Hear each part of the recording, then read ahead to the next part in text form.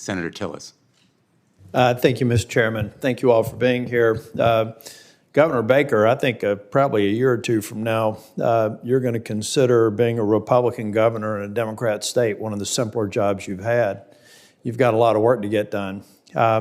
Already do, Senator. I had a question, and Mr. Hume, I want to make sure I heard this right. I think in your opening statement you said that the NCAA has no duty to protect college athletes. Could you, in about 30 seconds, explain to me the basis for that? In the Derek Shealy versus NCAA lawsuit, where Derek Shealy he died during a football practice, and the family sued.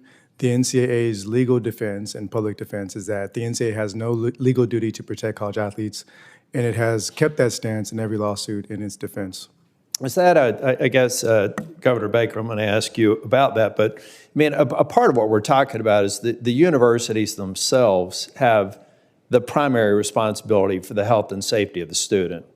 And it would seem to me that even if you want to set aside the humanitarian factors, that you want every athlete to be healthy every day of the week, doing the best that they can do to get the most people to watch that sport. It seems like there's an inherent not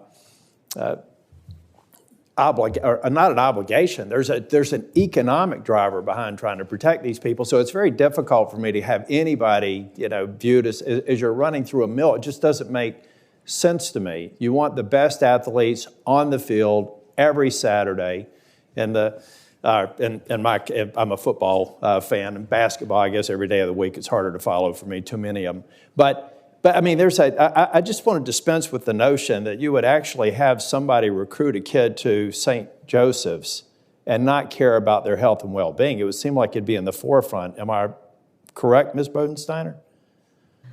Yeah, that was the comment intent of my opening statement, to say we're not waiting around for an NCAA rule, nor do we feel like it's lacking. We do it for several reasons already, proactively, and if something does happen, our insurance and coverage is rich. I just don't get it. You want the stars on the field because it's the stars that attract people to the games, and it's that attraction that generates revenue and creates the economic cycle.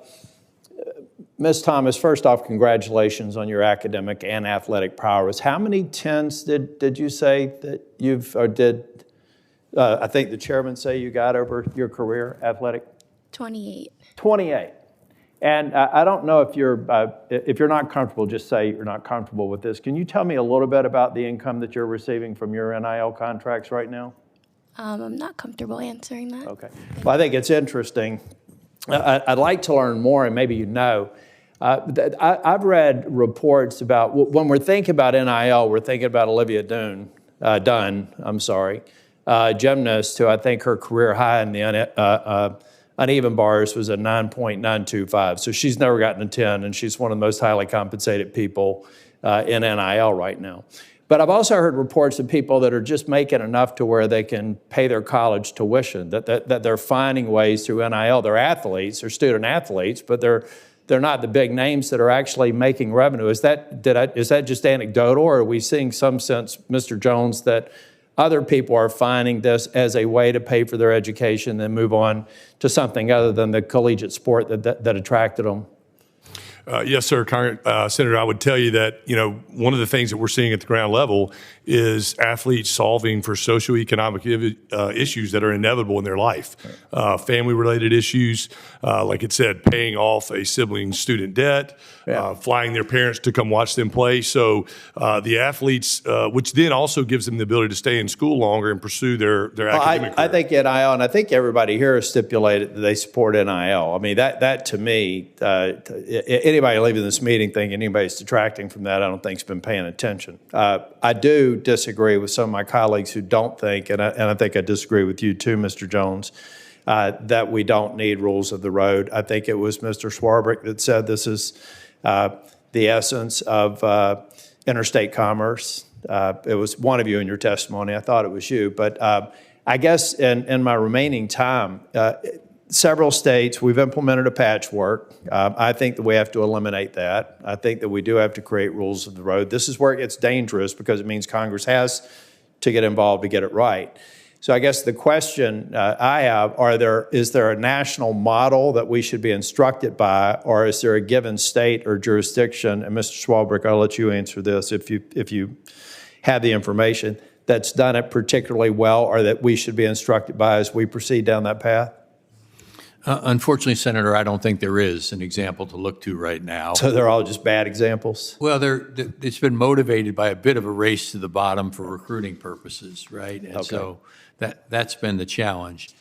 If there's one thing we could do that would address the Title IX issues and otherwise, would be try to get it where name, image, likeness, and ideas has to relate to name, image, likeness, and ideas. Mm-hmm. If we could do that, the most well-known basketball player in the country right now is from Iowa, and she's a woman.